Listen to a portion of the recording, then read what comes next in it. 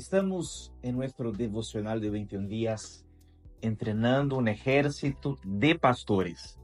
Y en esta primera semana de los días 1 al 7, mi objetivo, nuestra misión es transferir una visión al respecto de la misión de la iglesia. Ya hemos hablado de las instrucciones del Señor Jesús sobre la iglesia.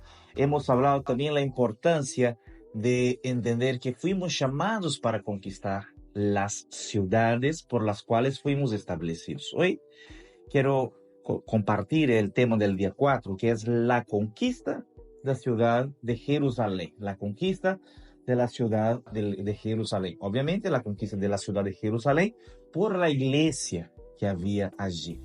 La iglesia primitiva es nuestro modelo.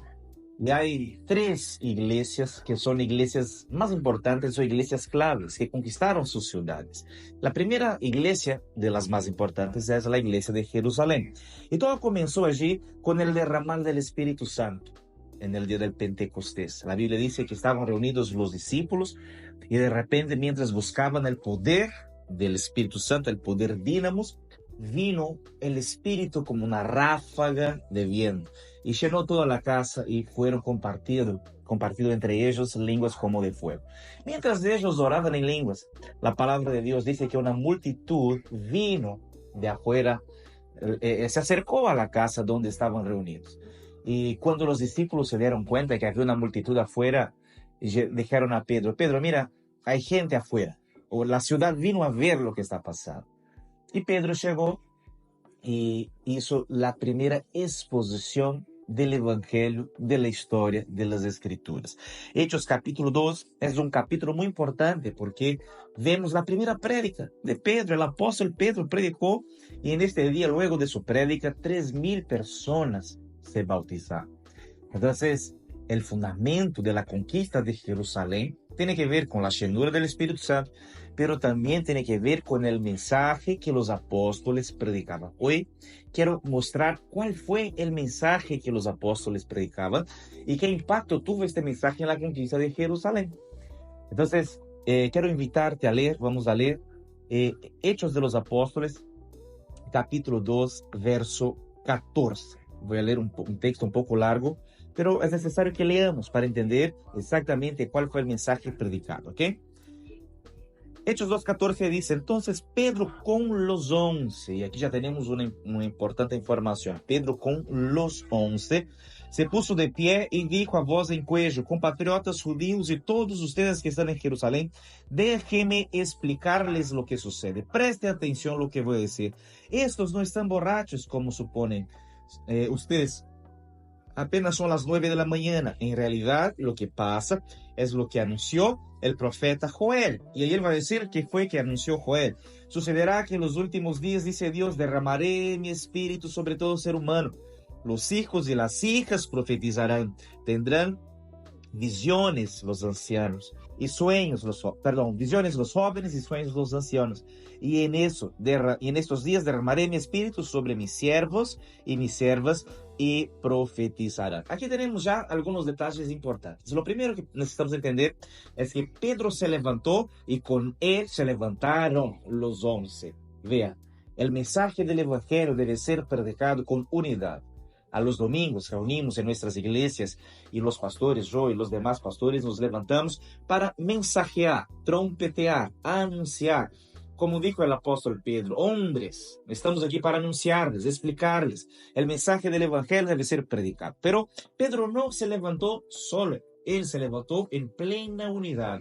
Eso significa que cuando me levanto, yo, los demás pastores, en los domingos para anunciar el mensaje, esperamos que durante las semanas, en cada reunión de célula, sea el miércoles, el sábado, en los discipulados el martes, en el compartir de las consolidaciones con cada nuevo convertido, los demás hermanos, nuestros 11 hermanos, puedan también estar parados proclamando el mensaje del Evangelio. La verdad del Evangelio no es un mensaje de una persona a una ciudad. El mensaje del Evangelio debe ser anunciado por una iglesia a una ciudad.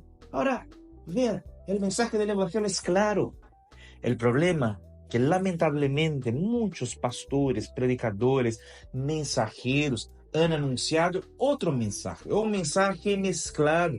Es necesario levantarnos como iglesia para anunciar el mismo evangelio que los apóstoles anunciaron. El evangelio puro, el evangelio que anuncia perdón de pecados, el evangelio que garantiza salvación no por obras, sino por fe. Somos justificados básicamente por la fe. Este es el tiempo de anunciación del evangelio. Entonces el apóstol Pedro dijo, el evangelio va a ser comenzado a predicar ahora, porque se cumple la profecía de Joel. ¿Y qué Joel profetizó? Joel profetizó que en los últimos días todos los seres humanos serían llenos del Espíritu Santo. Nenes, chicos, niños, niñas, jóvenes, adolescentes, adultos. Entonces, el tiempo de la predicación del evangelio es exactamente el tiempo del derramar del Espíritu Santo. Ahora te pregunto, ¿el Espíritu Santo está siendo derramado en nuestras células? ¿Sí o no? El Espíritu Santo está siendo derramado en nuestros cultos, en nuestras casas de milagros, en los encuentros con Dios.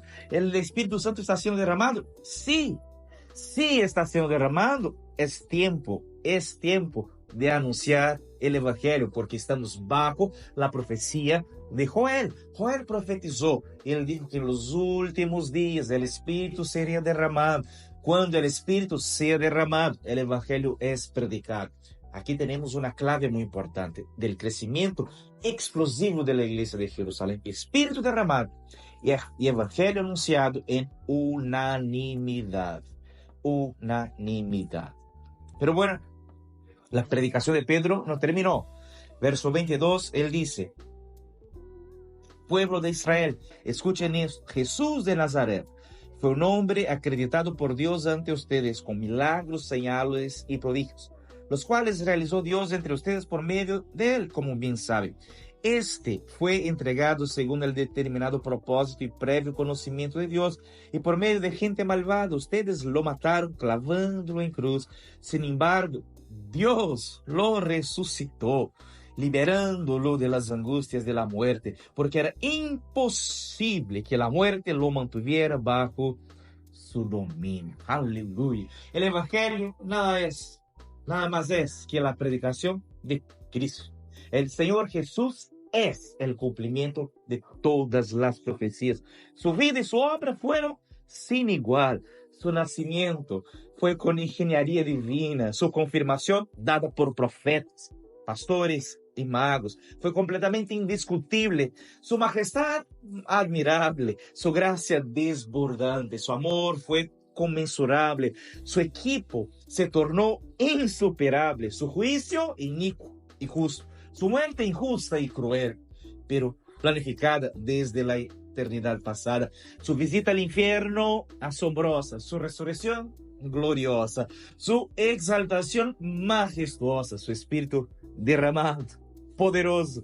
Y su iglesia se tornará sin mancha y gloriosa. Sus discípulos, nosotros, el pueblo más feliz de la tierra. El rey de los judíos se tornó el primogénito de la iglesia y Señor de todos nosotros. Aleluya. El evangelio habla de Jesucristo. Se hizo carne, muerto, resucitado al tercer día. Se tornó el fundamento de nuestra obra. Él es el mensaje que anunciamos. Ahora, no podemos eliminar el hecho más importante de toda la profecía que Pedro predicó. Está en el verso 27. No dejarás que mi vida termine en los dominios de la muerte. No permitirás tu santo sufra corrupción. En el verso 32 él dice, a este Jesús Dios lo resucitó y de ello todos nosotros somos testigos. La resurrección es la prueba que Jesucristo es el Mesías prometido.